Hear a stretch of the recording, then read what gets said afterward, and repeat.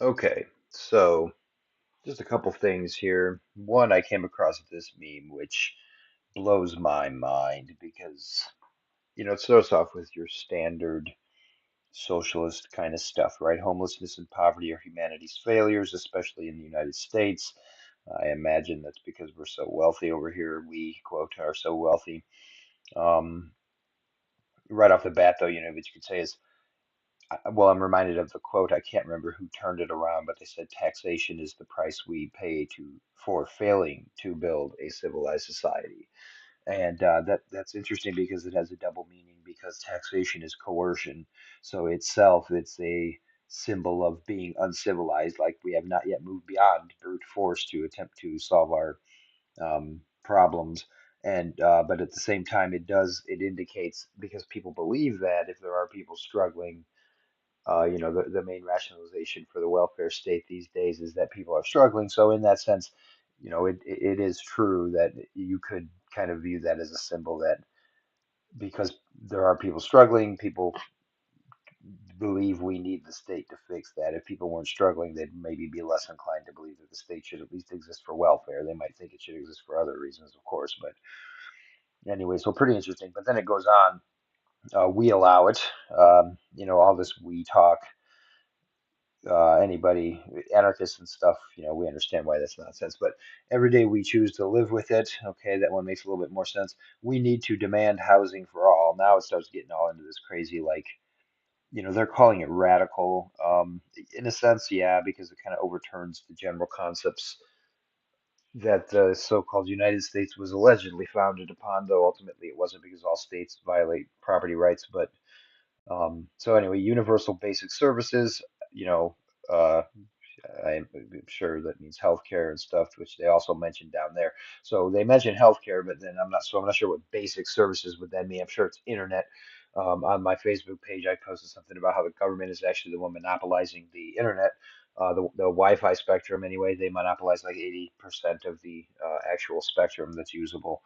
Um, but so guaranteed income, and then the part that really both of these are all of this is ridiculous to be honest, but the one that really was just like wow is guaranteed jobs.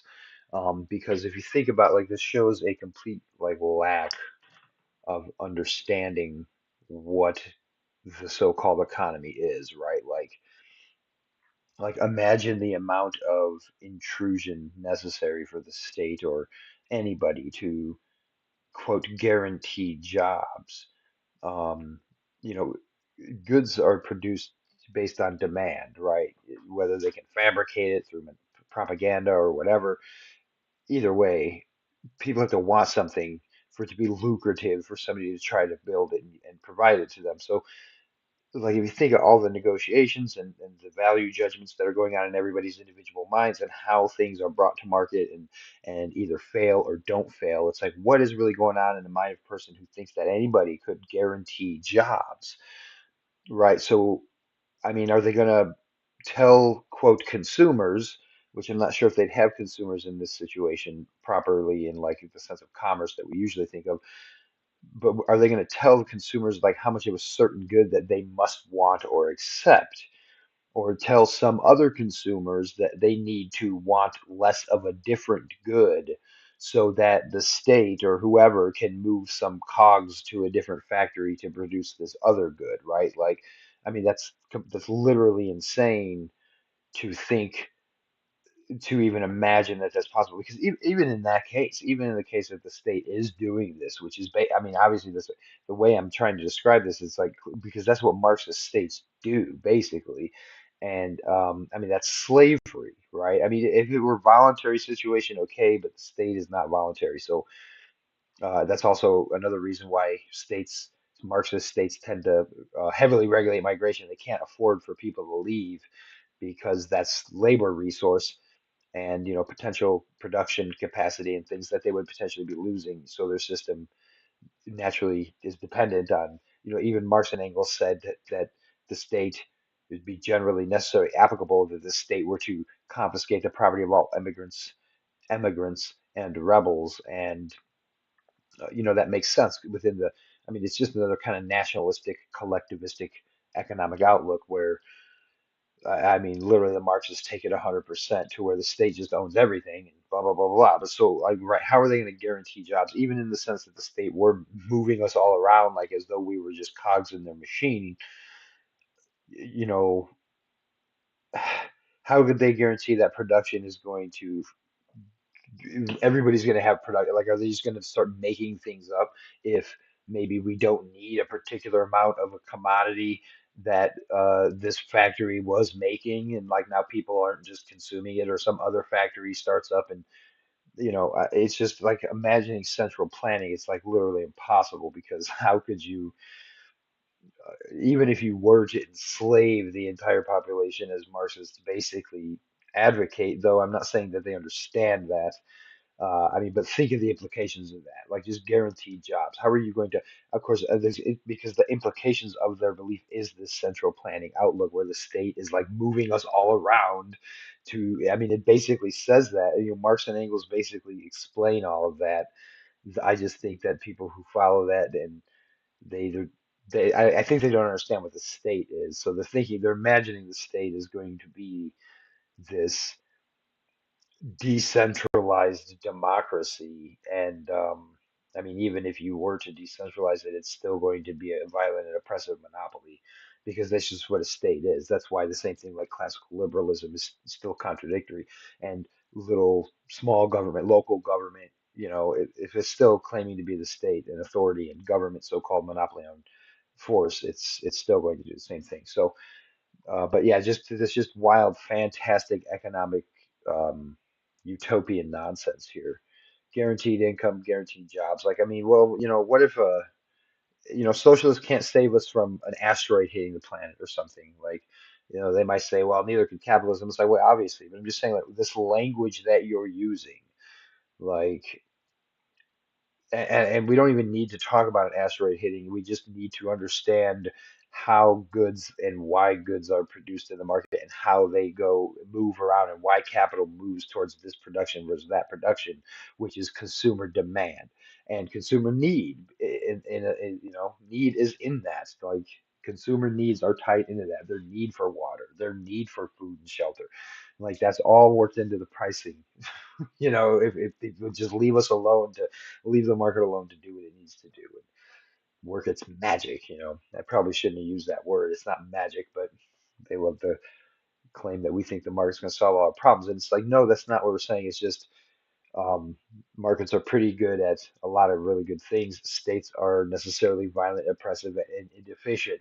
And no matter what you try to do with them, you're just a parasite, because you're leeching wealth that has already been created through whatever means.